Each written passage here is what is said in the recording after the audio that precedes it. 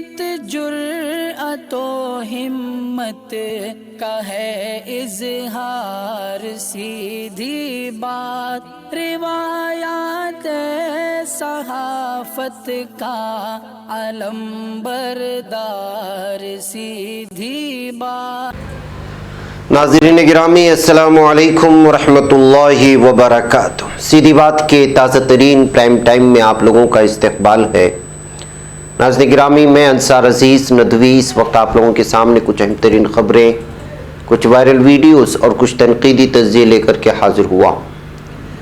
ناظرین گرامی، کس طرح سے فرانس میں ایک اور مسجد کو بند کرنے کا فیصلہ لیا گیا، تو وہیں پر کس طرح توگڑیا لگاتار جمعیت علماء ہند اور دارالعلوم دیوبند کے خلاف بکواس کر رہا ہے۔ ایودھیا میں شری رام ایئرپورٹ کا سنگ بنیاد بھی رکھا جائے گا، تو ہندوتوا کارڈ دیکھیے، بی جے پی نے اکھلیش کو ٹیپو سلطان کہہ دیا۔ کل اورنگزیب کی روح بھٹکنے کی بات کر رہے تھے۔ اب لڑکیوں کی شادی کی عمر 18 سال نہیں بلکہ 21 سال ہوگی۔ کابینہ کی جانب سے ہری جھنڈی ملنے کی خبریں آ رہی ہیں اس قانون کے لیے۔ وہیں پر مولانا ارشد مدنی کا تازہ بیان آیا ہے کہ اگر سعودی حکومت نے ان کے خط پر 5 دنوں میں کوئی قدم نہیں اٹھایا تو پھر میڈیا سے گفتگو کی جائے گی۔ اور ادھر تمام تر مخالفتوں کے باوجود، تنقید کے باوجود، سعودی عرب اپنی اسلام دشمن حرکتوں سے باز نہیں آ رہا ہے۔ سعودی عرب نے اسرائیل سے تعلقات کے لیے تیار ہونے کا غیر معمولی اعلان کر دیا ہے۔ تو منی لانڈرنگ ایکٹ کو کس طرح سے غلط استعمال کیا جا رہا ہے، یہ اور بھی بہت ساری خبریں ہیں جو آپ لوگوں کے سامنے رکھنی ہے۔ اس سے پہلے آپ لوگوں سے درخواست ہے کہ جن احباب نے ہمارے چینل کو سبسکرائب نہیں کیا ہے سبسکرائب کر لیں، ہماری ان ویڈیوز کو دوسروں تک پہنچانے میں ہماری مدد کریں، لنک کو شیئر کریں۔ ادارے کی مضبوطی ناظرین گرامی آپ لوگوں کی مضبوطی ہے، اور آپ بہتر انداز میں جانتے ہیں کہ آپ کو کرنا کیا ہے۔ ناظرین گرامی، آپ لوگ جانتے ہیں کہ اس وقت بھارت میں آپ جس قدر مسلمانوں کے خلاف بولیں گے اسی قدر ہیرو بنتے جائیں گے ایک خاص ہندوتوا ذہنیت رکھنے والے لوگوں کی۔ توگڑیا جو ایک متنازع، جھوٹ بولنے والا اور نفرت پھیلانے والا ہندوتوا کا ایک ایسا چہرہ ہے جس نے ماضی میں بہت ہی زیادہ نفرت پھیلایا ہے۔ انترراشٹریہ ہندو پریشد یعنی عالمی ہندو پریشد کا صدر کہلائے جانے والا یہ پروین توگڑیا ایک بار پھر نفرت پھیلاتے ہوئے جمعیت علماء ہند، دارالعلوم دیوبند اور تبلیغی جماعت پر پابندی عائد کرنے کا مطالبہ کیا ہے۔ امروہہ کے منڈی دھنورا میں بدھ کو منعقد سمرپن ندھی پروگرام میں ڈاکٹر توگڑیا نے حال ہی میں سعودی عرب میں تبلیغی جماعت میں لگائی گئی مبینہ پابندی کا حوالہ دیتے ہوئے ہندوستان میں بھی پابندی کا مطالبہ کیا۔ ناظرین گرامی، آپ کو معلوم ہونا چاہیے کہ سعودی عرب نے بھارت کی تبلیغی جماعت پر کس طرح سے پابندی لگائی۔ اس کے الگ الگ طرح کی خبریں آ رہی ہیں کہ کوئی کہہ رہا ہے کہ افریقہ کی تنظیم الاحباب کے سلسلے میں ہے، اس کی غلط فہمی ہوئی وغیرہ وغیرہ۔ بہرکیف توگڑیا کا کہنا تھا کہ اگر ملک کی آبادی میں اسی طرح سے اضافہ ہوتا رہا تو آنے والے 20 سالوں میں مسلمانوں کی تعداد دگنی سے زیادہ ہو جائے گی، اور پھر نہ ہندو بچے گا نہ ہندو کا ہندوتوا۔ اس نے مکمل اکثریت والی حکومت سے متھرا اور کاشی میں شاندار مندر کی تعمیر کرائے جانے کا مطالبہ کرتے ہوئے کہا کہ اس کی تنظیم ہندو مفاد میں کام کر رہی ہے۔ اسی ضمن میں ہندوؤں کی مدد کے لیے ملک بھر میں ہیلپ لائن بھی جاری کیے گئے۔ تو ناظرین گرامی، کس طرح سے 80 سے 90% ہونے والے اکثریتی طبقے کو بیوقوف بنایا جا رہا ہے مسلمانوں کے نام سے۔ ہر لیڈر آج یہی کارڈ اور یہی پتہ کھیل رہا ہے۔ دیکھیں کہ کس طرح کے بول بگڑتے ہیں اور کیا کچھ ہوتا ہے۔ ناظرین گرامی، ایودھیا میں اب شری رام ایئرپورٹ بھی بنے گا اور اس کا سنگ بنیاد بھی رکھا جائے گا۔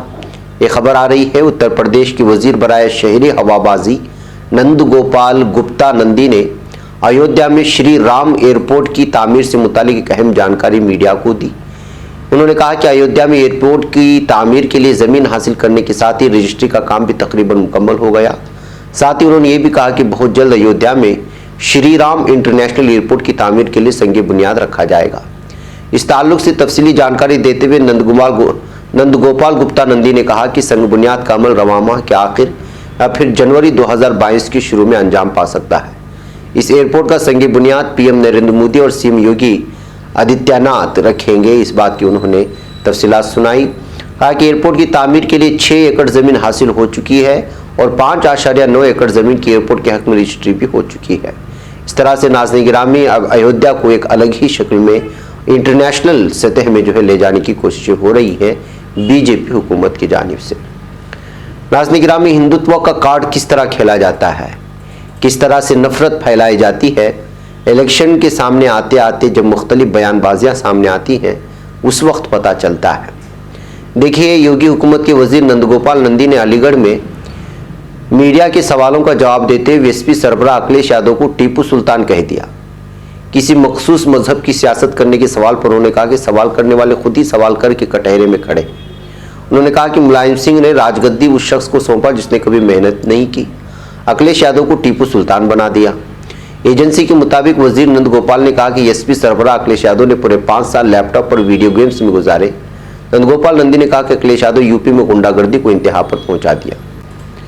ناظرین گرامی، جیسا کہ آپ جانتے ہیں کہ بھارت میں سیاست کا رخ عجیب و غریب رخ اختیار کیا ہوا ہے۔ بی جے پی کو اس وقت تک نیند نہیں آتی جب تک کہ وہ مسلمانوں کے پرانے جو راجہ مہاراجہ گزر چکے ہیں، شہنشاہ گزر چکے ہیں، سلطان گزر چکے ہیں، ان کے نام سے اپنے اپوزیشن کے لیڈران کو جب تک ان سے موازنہ کرنا کر دے اور اکثریت میں ان کے خلاف نفرت نہ بھڑکائیں۔ فی الحال بھارت میں سیاست کا یہی چہرہ چل رہا ہے۔ ناظرین گرامی، فرانس سے بہت ہی افسوسناک خبر آ رہی ہے کہ فرانسیسی وزیر داخلہ جیرالڈ دارامینن نے ایک ٹی وی چینل سی نیوز کو منگل کے روز بتایا کہ انہوں نے پیرس کے شمال میں تقریباً 100 کلومیٹر کے فاصلے پر واقع شہر بوئے کی ایک مسجد کو 6 ماہ کے لیے بند کرنے کا عمل شروع کر دیا ہے۔ یہ شہر تقریباً 50,000 افراد پر مشتمل ہے۔ مسجد کو بند کرنے کا فیصلہ اس کے امام کے ناقابل قبول انداز تبلیغ کی وجہ سے کیا گیا ہے، یہ بیان دیا ہے۔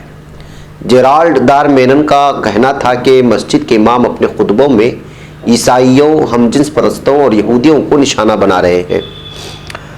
واز علاقہ جہاں بوئے واقع ہے، وہاں پہ حکام پہلے ہی اعلان کر چکے تھے کہ وہ امام کے خطبات کی وجہ سے مسجد کو بند کرنے پر غور کر رہے ہیں، جس کے بارے میں ان کا دعویٰ تھا کہ خطبات میں نفرت، تشدد اور جہاد کی دفاع پر اکسایا گیا ہے۔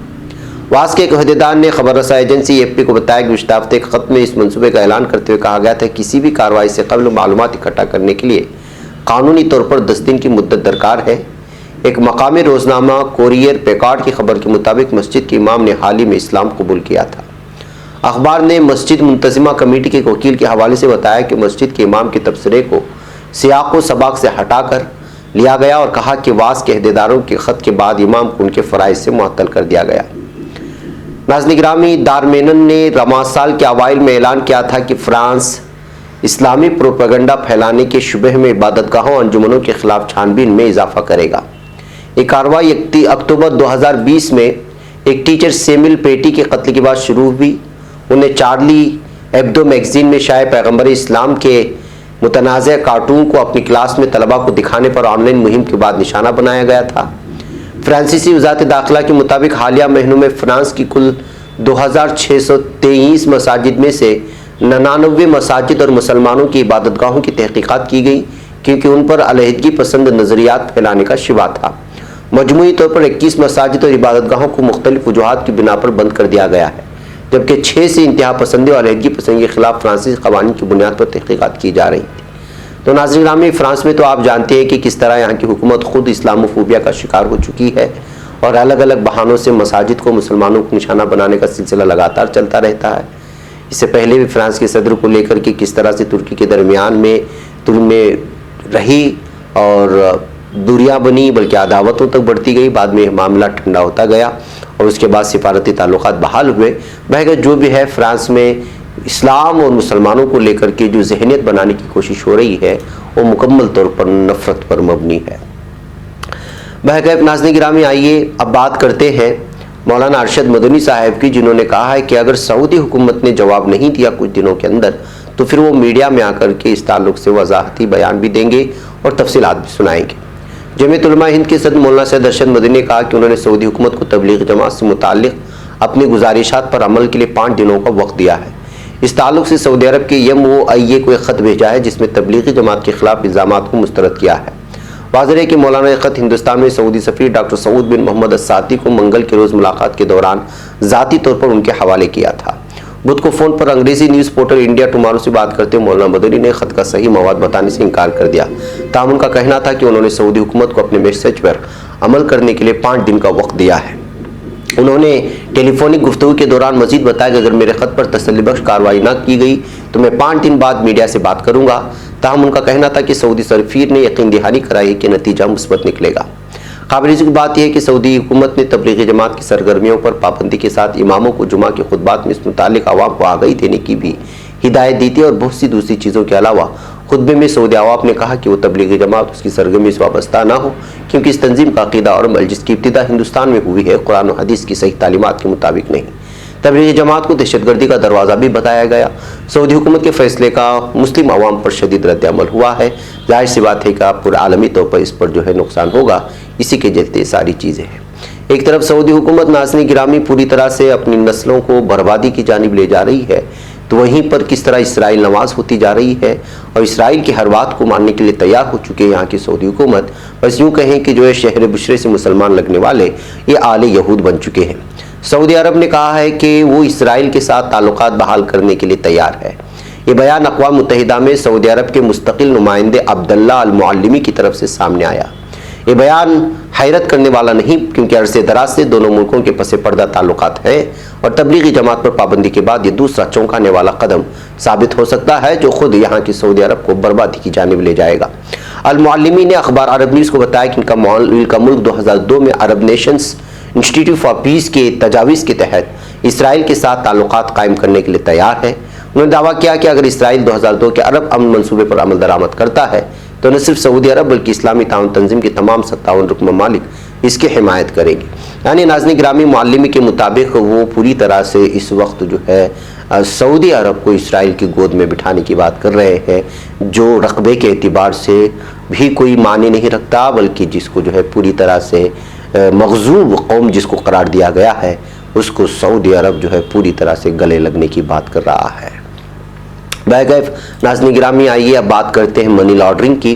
منی لانڈرنگ ایکٹ کو ہتھیار کے طور پر استعمال کیے جانے کی بات CJI رمن نے کیا ہے۔ جی ہاں ناظرین گرامی، کیا منی لانڈرنگ ایکٹ کا استعمال غلط طریقے سے کیا جا رہا ہے؟ بھارت کے chief justice of India NV Ramana نے انفورسمنٹ ڈائریکٹوریٹ کو جو انتباہ دی ہے اس سے تو کم از کم ایسا ہی لگتا ہے۔ انہوں نے منی لانڈرنگ پر قابو پانے کے لیے قانون کے اندھادھند استعمال کے خلاف ED کو خبردار کرتے ہوئے کہا کہ یہ قانون اپنی برتری کھو دے گا۔ چیف جسٹس نے مزید کہا کہ اس وقت قانون کو ہتھیار کے طور پر استعمال کیا جا رہا ہے۔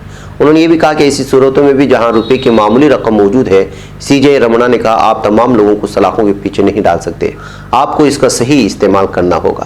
عدالت نے تبصرہ اس وقت کیا جب وہ منی لانڈرنگ سے متعلق 2 مقدمات کی سماعت کر رہی تھی۔ PMLA پر ایک معاملے کی سماعت کرتے ہوئے CJI رمنا نے کہا کہ آپ ایکٹ منی لانڈرنگ کی روک تھام کو کمزور کر رہے ہیں۔ صرف اس معاملے میں نہیں، اگر آپ اسے 10,000 روپے کے معاملے اور 100 روپے کے معاملے میں ہتھیار کے طور پر استعمال کرنا شروع کرتے ہیں تو کیا ہوگا؟ CJI رمنا نے ایڈیشنل سالیسیٹر جنرل S وراجو سے کہا کہ اگر آپ اسے ہر معاملے میں استعمال کرنا چاہتے ہیں تو یہ کام نہیں کرتا ہے، اس طرح سے کام نہیں کرتا ہے، کہتے ہوئے انہوں نے صاف اور واضح کہا۔